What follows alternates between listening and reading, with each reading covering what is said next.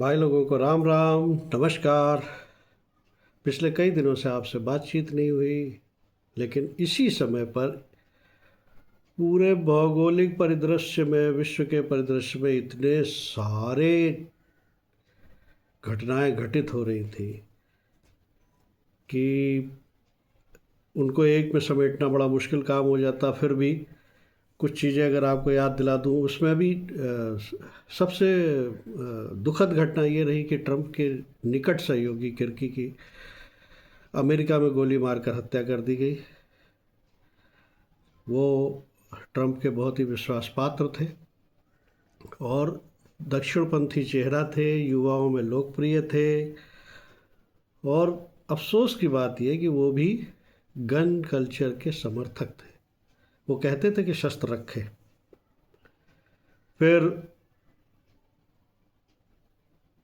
नेपाल और फ्रांस में इतनी सारी उथल पुथल। नेपाल की उथल पुथल पर तो बात करूँगा ही करूँगा। अपने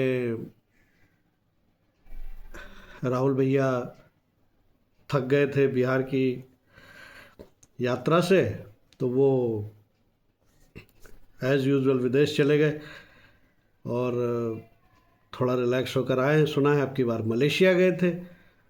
और मलेशिया कौन सा ऐसा देश है जहाँ पे उनको जाना चाहिए था। खैर, सीआरपीएफ ने जो उनकी सुरक्षा में लगी हुई है, अपना एक पत्र उनको और खड़गे साहब को भेज दिया है कि ये सुरक्षा व्यवस्था के मामले में बहुत ही कैजुअल हैं और पिछले 9 महीनों में 6 बार विदेश जा चुके हैं और इसकी सूचना उन्होंने अपनी सुरक्षा एजेंसियों को देने की ज़रूरत तक नहीं समझी। कोई विपक्ष का नेता भारतीय आखिर वो कितना विदेश में जा सकता है? ऐसा कौन से काम है जो उसको विदेश में। लोग प्रधानमंत्री को टोकते हैं, साहब प्रधानमंत्री बहुत विदेश यात्राएं करते हैं। प्रधानमंत्री की विदेश यात्राओं का तो कोई सार्थक गणित हो सकता है, लेकिन विपक्ष के नेता की इतनी विदेश यात्राएं, क्या ये चर्चा का विषय नहीं होना चाहिए? क्या इस पर कोई जानकारी नहीं ली जानी चाहिए कि आखिर आप करने क्या जाते हैं?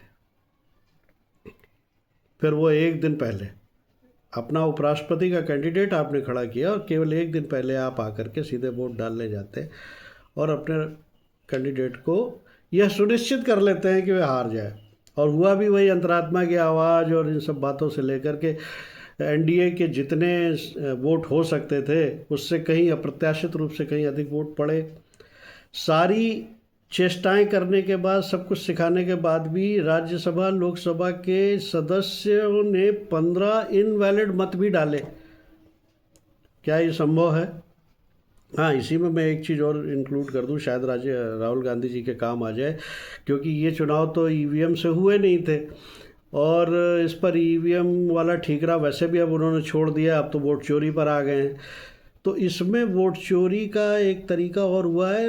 राहुल गांधी को ये चीज़ ध्यान रखनी चाहिए और इस पर सीआईए, मोसाद, इन सब से बात करनी चाहिए कि देखिए, उपराष्ट्रपति के चुनाव के समय कागज़ पर चुनाव, बैलेट पेपर पर चुनाव तो हो रहे थे, लेकिन पेन खास तौर से चुनाव आयोग ने दिया था। और कुछ ऐसा लगता है कि वो पेन 5 मिनट बाद वोट डालने के वोटों में कोई परिवर्तन कर देता है। मैं आइडिया बता रहा हूँ क्योंकि वो अभी एटम बम से फुर्सत पाए हैं, हाइड्रोजन बम के लिए मलेशिया चले गए। एटम बम वालों में लोगों ने बताया कि सारा का सारा खेला म्यांमार में रचा गया। अब बताइए, इनके तो काम कहाँ कहाँ से आते हैं। लोगों ने ढूंढ के सबूत सहित बता दिया कि जो पीपीटी उन्होंने एसआईआर के समय पर प्रस्तुत की थी उसकी टाइमलाइन म्यांमार की है। खैर, उन पर तो हरि अनंत, हरि कथा अनंता। राहुल गांधी पर आप कितना भी बोलते रहिए, विपक्ष पर कितना भी बोलते रहिए, उससे उसका अंत होता नहीं है। मेन मुद्दा है आज नेपाल की हिंसा का। स्वतः स्फूर्त थी, अपने आप थी, प्रायोजित थी, 100% प्रायोजित थी, 100% प्रायोजित थी। लेकिन उसमें एक सबसे अच्छा एस्पेक्ट ये रहा, सबसे अच्छा एस्पेक्ट रहा कि उन उपद्रवकारियों ने ना तो अपने कहना चाहिए भारतीयों को छेड़ा, ना भारतीयों के प्रति कोई हिंसा की, ना अस्पतालों को छेड़ा। ये दो बातें उसमें बड़ी थी खास। उनका सारा का सारा ध्यान करप्शन को लेकर के, बेरोजगारी को लेकर के, राजनीतिक दलों पर, राजनीतिज्ञों पर था। उनके घर जलाए, उनको प्रताड़ित किया। हालांकि वो एक सीमा से परे चले गए, जाना नहीं चाहिए था, लेकिन जब समूह मास इस तरह की हिंसा करता है तो उसमें इस तरह की कार्रवाइयाँ हो जाती हैं और इस तरह के दुखद समाचार भी मिलते हैं। अब बात यह है कि इसी से मिलता जुलता उसी समय में फ्रांस में भी थोड़ा हिंसात्मक रूप ले लिया है। लेकिन एक चीज़ अगर आप ध्यान दें, इन दोनों ही उपद्रवों में कहीं ना कहीं अप्रवासियों का देश में आना उसकी जड़ में है, उसकी मूल में है। कैसे मैं ये बताऊं? बेरोजगारी पर सबसे बड़ा संकट आता है जब आपके यहाँ अवैध प्रवासी आते हैं। क्यों? क्योंकि वो किसी भी हालत में कोई भी काम करने के लिए तैयार होते हैं, उनकी कीमत कम होती है शुरुआती दौर में, और आपके हाथों से काम जाता है और आपके यहाँ बेरोजगारी बढ़ती है। नेपाल में तो वैसे भी 25% जो उनकी आय हो रही है वो रेमिटेंस से हो रही, उनके लोग बाहर जा कर के पैसा कमा के भेजते हैं जिससे उनके परिवार, उनके लोग यहाँ पर पल सके। और इसी में अब ओली ने क्या किया? ओली ने जो नेपाली सबसे ज़्यादा भारत में आकर के अपनी रोजी रोटी कमाते थे और ख़ासतौर से सेना में जाते थे, ओली ने इस टूल किट के चलते अग्निवीर में, अग्निपथ में उन लोगों को शामिल नहीं होने दिया। पिछले आपको याद होगा कि अग्निवीर के लिए अब वहाँ पर भर्ती की जो कैंप लगते थे वो अब नहीं लगते।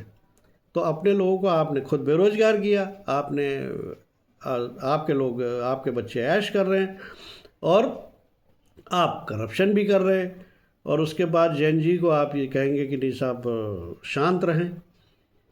तो शांत तो नहीं रहे, लेकिन कुछ ज़्यादा ही उग्र हो गए। यही बात फ्रांस में हुई है। फ्रांस में इतना ज़्यादा टैक्स देने के बाद भी फ्रांसीसियों के जो मूल निवासी हैं उनके कहना चाहिए उनकी सुविधाओं में कटौती हो रही थी।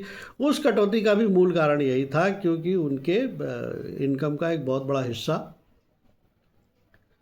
अप्रवासी खा जाते हैं।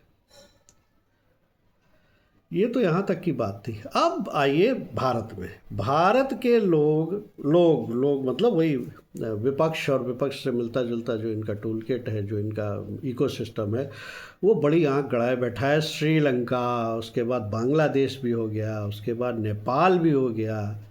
मेरा नंबर कब आएगा? यहाँ भी कोई अंतरिम सरकार बने, मेरा नाम भी चले, मैं भी सत्ता पर पहुंचूं, क्योंकि और तो कोई रास्ता रह नहीं गया।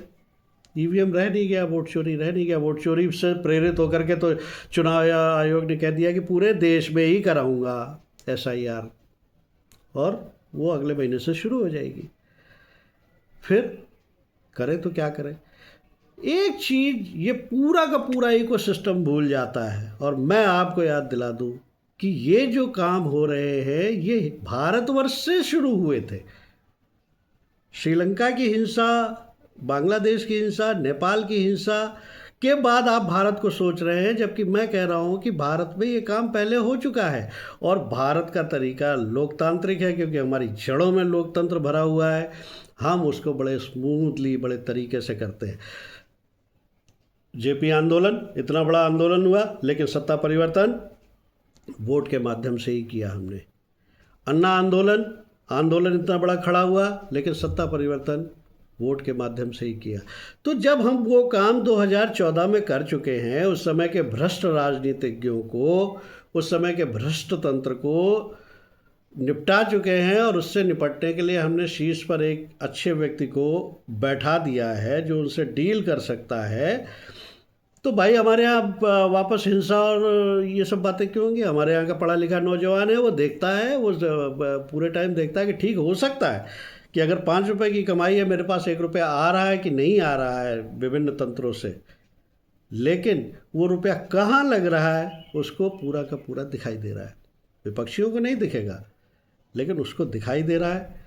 वो उसको खाने के तो कम से कम लाले नहीं है, उसका पेट भरा हुआ है, और वो इस तरीके के हिंसात्मक आंदोलन में जाने वाला नहीं है।